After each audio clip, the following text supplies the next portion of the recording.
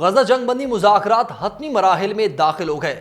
قطر نے بڑا دعویٰ کر دیا، غزہ جنگ بندی ڈیل 3 مراحل پر مشتمل ہوگی۔ اہم نکات بھی سامنے آ گئے ہیں۔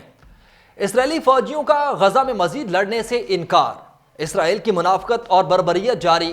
ایک طرف جنگ بندی کے لیے بات چیت اور دوسری جانب غزہ جنگ بندی کوششوں کے باوجود اسرائیلی حملے جاری ہیں۔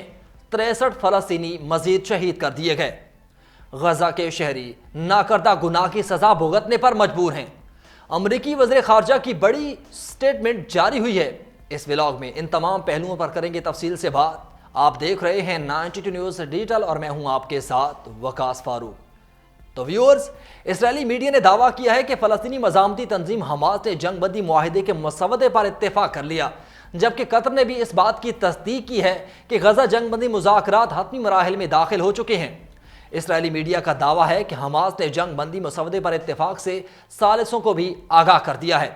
اسرائیلی میڈیا کے مطابق جنگ بندی معاہدے کے پہلے مرحلے میں 1000 فلسطینیوں کی اسرائیلی جیلوں سے رہائی ہوگی، جبکہ حماس کا کہنا ہے کہ غزہ جنگ بندی معاہدے پر بات چیت حتمی مراحل میں ہے۔ امید ہے کہ مذاکرات کا یہ دور ایک واضح اور جامع معاہدے پر ختم ہوگا۔ ترجمان قطری وزارت خارجہ نے بھی تصدیق کی کہ دوحہ میں جاری غزہ جنگ بندی مذاکرات کے حتمی مراحل میں ہے، ڈیل بہت جلد ممکن ہے۔ جبکہ ترجمان قطری وزارت خارجہ کے مطابق غزہ جنگ بندی معاہدے کی راہ میں حائل بڑے معاملات حل کر لیے گئے ہیں۔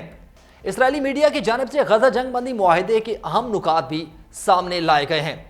اسرائیلی میڈیا نے اپنی رپورٹ میں دعویٰ کیا کہ اسرائیلی فوج ڈیل کے پہلے مرحلے میں مصر اور غزہ بارڈر پر قائم گزرگاہ فلاڈیلفی کوریڈور کو خالی کر دے گی۔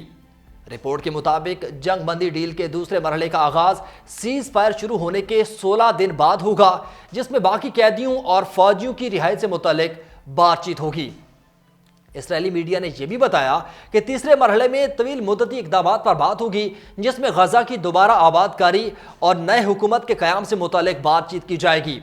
اور ایک رپورٹ کے مطابق حماس نے اپنے شہید رہنما یحییٰ سنوار کی لاش کی واپسی کا بھی مطالبہ کیا ہے۔ اس حوالے سے سینئر اسرائیلی عہدیدار کا کہنا ہے کہ اسرائیل یحییٰ سنوار کی لاش حماس کو نہیں دے گا۔ دوسری جانب عرب میڈیا کا کہنا ہے کہ غزہ جنگ بندی کا دورانیہ 42 دن تک جاری رہے گا۔ جنگ بندی کے پہلے روز حماس 3 اسرائیلی جرحمالیوں کو رہا کرے گی اور 7ویں روز حماس مزید 4 جرحمالیوں کو رہا کرے گی۔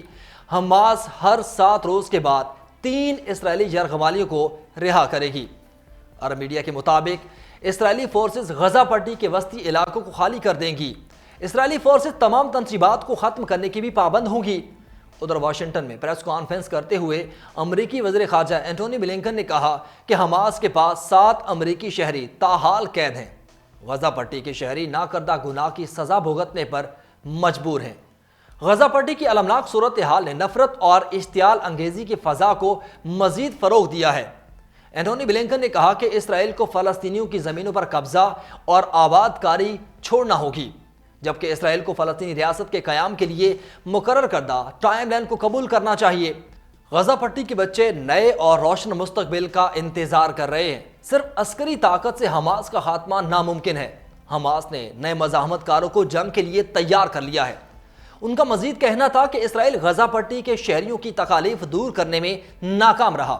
فلسطینیوں کو خود مختار ریاست قائم کرنے کا پورا حق حاصل ہے۔ فلسطینیوں کے فنڈز منجمد کرنے کا اسرائیلی فیصلہ ناقابل قبول ہے۔ اسرائیلی میڈیا نے اپنی ایک رپورٹ میں دعویٰ کیا کہ غزہ جنگ معاہدہ قریب ہے اور اس معاہدے پر 3 مراحل میں عمل درآمد ہوگا۔ اس رپورٹ کے مطابق ڈیل کے پہلے مرحلے میں 33 اسرائیلی جرحمالیوں کو رہا کرنے کی تجویز ہے، جس کے بدلے اسرائیل ہر فوجی خاتون جرحمالی کے بدلے 50 اور باقی جرحمالیوں کے بدلے 30 فلسطینی رہا کرے گا۔ دوسری جانب قطری وزارت خارجہ کے ترجمان نے پریس کانفرنس کرتے ہوئے مذاکرات کے جاری رہنے کی تصدیق کی اور کہا کہ ہم ایک معاہدے کے قریب ہیں اور سنجیدہ مذاکرات جاری ہیں، مگر جب تک جنگ بندی کا اعلان نہیں ہوتا کچھ بھی حتمی طور پر نہیں کہا جا سکتا۔ ویورز، غزہ میں اسرائیل کی وحشیانہ بمباری اور بے گناہ شہریوں کا قتل عام اسرائیلی فوجیوں کو نفسیاتی طور پر شدید متاثر کر رہا ہے۔ درجنوں اسرائیلی فوجیوں نے فلسطینیوں کی نسل کشی کا اعتراف کرتے ہوئے لڑنے سے صاف انکار کر دیا ہے۔ درجنوں اسرائیلی فوجیوں کا غزہ میں شہریوں کے خلاف جنگی جرائم کا اعتراف کرتے ہوئے کہنا ہے کہ ہم اس ظلم کا حصہ رہے ہیں۔ اسرائیل کے 7 ایسے فوجی جنہوں نے غزہ میں لڑائی جاری رکھنے سے صاف انکار کیا، انہوں نے اے پی نیوز کو بتایا کہ ہم نے فلسطینیوں کو بے دریغ قتل کیا اور ان کے گھروں کو تباہ کیا۔ غیر ملکی خبر رساں ادارے کی رپورٹ کے مطابق تقریباً 200 فوجیوں نے اپنی حکومت کو ایک دستخط شدہ خط ارسال کیا، جس میں ان کا کہنا ہے کہ اگر حکومت جنگ بندی کو یقینی نہیں بناتی تو وہ لڑائی بند کر دیں گے۔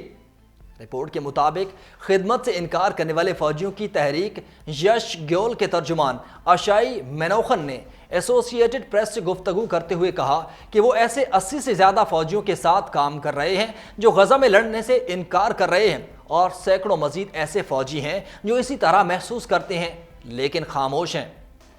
ادھر اسرائیلی آرم کور کے ایک افسر یوتام ویلک نے بتایا کہ غزہ میں اسرائیلی کنٹرول والے بفر زون میں کسی بھی غیر مجاز شخص کو دیکھتے ہی گولی مارنے کے احکامات دیے گئے تھے۔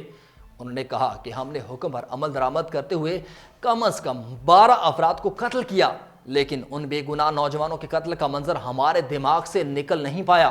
یوتام ویلک ان فوجیوں میں شامل ہیں جو 15 ماہ سے جاری اس تنازع کے خلاف آواز اٹھا رہے ہیں اور مزید لڑنے سے انکار کر رہے ہیں۔ بین الاقوامی قانونی تنظیمیں غزہ میں اسرائیل کی کارروائیوں کو نسل کشی اور جنگی جرائم سے تعبیر کرتی ہیں۔ اسرائیلی فوجیوں کے یہ حالیہ اعترافات اسرائیل کے پرتشدد پالیسیز کو بے نقاب کر رہے ہیں۔ ناظرین، ایک طرف مذاکرات کی بات ہو رہی ہے اور جنگ بندی کی باتیں کی جا رہی ہیں، معاہدے طے ہو رہے ہیں، لیکن دوسری جانب اسرائیل کی بربریت کا سلسلہ بھی جاری ہے۔